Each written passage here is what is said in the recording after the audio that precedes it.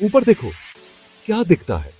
तारे, शायद चांद, हो सकता है कोई ग्रह जो रात के आसमान में घूम रहा हो। हजारों सालों से इंसान इस आसमानी चादर को देखकर हैरान होते रहे हैं। ये सब कहां से आया?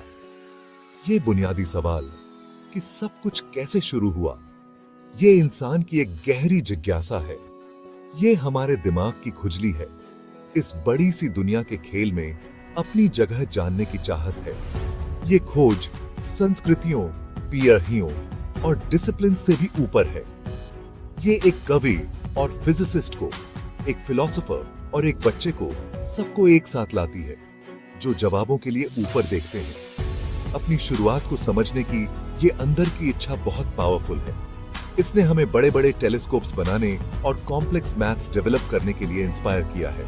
हम कहानियां सुनाते हैं, मिथ्स बनाते हैं और साइंटिफिक थ्योरीज बनाते हैं, सब कुछ इस सबसे बड़े रहस्य को सुलझाने की कोशिश में। यूनिवर्स अपने राज आसानी से नहीं खोलता, फिर भी हम लगे रहते हैं। हर डिस्कवरी, पहेली का हर नया टुकड़ा हमारी दिलचस्पी को और गहरा करता है और हमारे इरादे को और मजबूत करता है। यूनिवर्स की शुरुआत की कहानी कई मायनों में हमारी अपनी कहानी है। एक कहानी कि हम कैसे बने। जरा सोचिए, ये सब कितना विशाल है। हमारा सूरज हमारी मिल्की वे गैलेक्सी के अरबों तारों में से एक है और हमारी गैलेक्सी दिखने वाले यूनिवर्स की शायद 2 ट्रिलियन गैलेक्सीज में से सिर्फ एक है। इनमें से हर गैलेक्सी तारों का एक शहर है। हर तारा दूसरी दुनियाओं के लिए एक पोटेंशियल सूरज। इतनी विशालता, इतनी कॉम्प्लेक्सिटी शायद कुछ भी नहीं से कैसे पैदा हुई। ये कॉस्मिक खुजली जारी है, हमें आगे उस बड़े अनजान की ओर धकेल रही है, ताकि हम अपने इस शानदार यूनिवर्स की शुरुआत को एक्सप्लोर कर सकें। यूनिवर्स की शुरुआत के लिए सबसे ज्यादा मानी जाने वाली साइंटिफिक एक्सप्लेनेशन है बिग बैंग थ्योरी। सारी एनर्जी, सारा मैटर एक बहुत ही छोटे से पॉइंट में जमा था। यह पॉइंट इतना ज्यादा गर्म और डेंस था जिसकी हम कल्पना भी नहीं कर सकते। यह स्पेस का ही धमाका था। स्पेस फैलना शुरू हुआ और तब से यह फैल ही रहा है। हमें कैसे पता कि बिग बैंग सच में हुआ था? साइंस सबूत मांगता है। सबसे मजबूत सबूतों में से एक है कॉस्मिक माइक्रोवेव बैकग्राउंड या CMB। शुरुआती यूनिवर्स को एक बहुत ज्यादा गर्म धुंधले कोहरे की तरह सोचो। जैसे ही यह फैला और ठंडा हुआ, बिग बैंग के लगभग 3,80,000 साल बाद यह ट्रांसपेरेंट हो गया। लाइट आखिरकार आजादी से ट्रैवल कर सकती थी। CMB उसी पल की बची हुई चमक है, एक हल्की रेडिएशन जो पूरे स्पेस में फैली हुई है। CMB का अंदाजा बिग बैंग थियरिस्ट्स ने दशकों पहले लगा लिया था। इससे पहले कि 1965 में आर्नो पेंजियस और रॉबर्ट विल्सन ने इसे गलती से खोजा। वो एक नए हॉर्न एंटेना से नॉइज हटाने की कोशिश कर रहे थे, लेकिन एक लगातार फुसफुसाहट बनी रही जो आसमान में हर दिशा से आ रही थी। ये फुसफुसाहट यूनिवर्स की सबसे पुरानी लाइट थी, सबसे पुरानी लाइट जिसे हम देख सकते हैं। इसकी खोज बिग बैंग मॉडल की एक बहुत बड़ी पुष्टि थी। कोबी, WMAP और प्लैंक जैसे सैटेलाइट्स ने तब से CMB को बहुत सटीकता से मैप किया है, जिससे तापमान में वो छोटे छोटे उतार चढ़ाव पता चले जो भविष्य की गैलेक्सीज के बीच थे। एक और जरूरी सबूत है यूनिवर्स का देखा गया फैला। 1920 के दशक में एस्ट्रोनॉमर एडविन हबल ने पाया कि दूर की गैलेक्सीज हमसे दूर जा रही हैं और जितनी वो दूर हैं, उतनी ही तेजी से वो दूर जा रही हैं। हालांकि बिग बैंग थ्योरी बहुत सक्सेसफुल है। शुरुआत में इसमें कुछ पहेलियां थीं, जैसे कि यूनिवर्स बड़े पैमाने पर इतना एक जैसा क्यों है? कॉस्मिक माइक्रोवेव बैकग्राउंड रेडिएशन लगभग हर दिशा में एक ही तापमान की है। स्पेस के उन हिस्सों में भी जिन्हें आपस में इंटरैक्ट करने और थर्मल इक्विलिब्रियम तक पहुंचने का समय नहीं मिला होगा। इसे होराइजन प्रॉब्लम कहते हैं।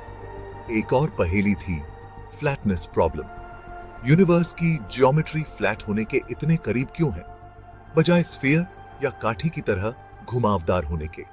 इन और दूसरी समस्याओं को सुलझाने के लिए 1980 के दशक में एलन गूथ और दूसरों ने कॉस्मिक इन्फ्लेशन की थ्योरी पेश की। Section 5, beyond our known universe, alternative cosmological thoughts. हालांकि बिग बैंग मॉडल इन्फ्लेशन से जुड़ा हुआ सबसे मेन थ्योरी है, साइंस सवाल उठाने और ऑल्टरनेटिव्स खोजने से ही आगे बढ़ती है।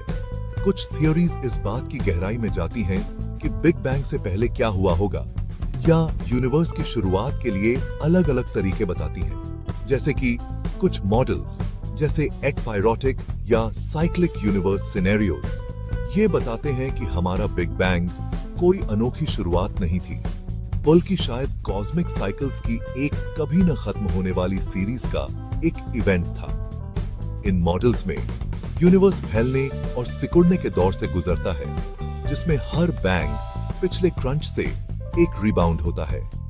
स्ट्रिंग थ्योरी, जो थ्योरी ऑफ एवरीथिंग के लिए एक कैंडिडेट है, वो भी कॉस्मोलॉजी में कुछ सोचने पर मजबूर करने वाली बातें बताती है। कुछ स्ट्रिंग थ्योरी फ्रेमवर्क्स में हमारा यूनिवर्स एक ब्रेन, एक 3 डायमेंशनल झिल्ली हो सकता है, जो बल्क नाम के हायर डायमेंशनल स्पेस में मौजूद है। ब्रेन्स के बीच टक्कर कुछ सिनारियोज में बिग बैंग जैसे इवेंट्स को शुरू कर सकती है। Section 6, myths and starlight, creation stories from ancient cultures. Telescopes और पार्टिकल एक्सेलरेटर से बहुत पहले दुनिया भर की पुरानी सभ्यताएं उसी आसमान को देखती थीं और शुरुआत के बारे में उन्हीं गहरे सवालों पर सोचती थीं।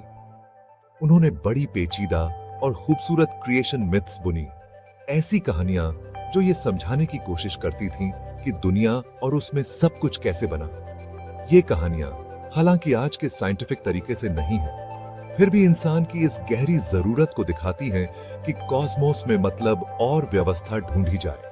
उनमें अक्सर शक्तिशाली देवता, कॉस्मिक लड़ाइयां या शुरुआती जीव होते हैं जिनसे सच्चाई उभरती है। जैसे प्राचीन इजिप्शियन कॉस्मोलॉजी में बताया गया है कि यूनिवर्स नन नाम के शुरुआती पानी वाले केओस से निकला।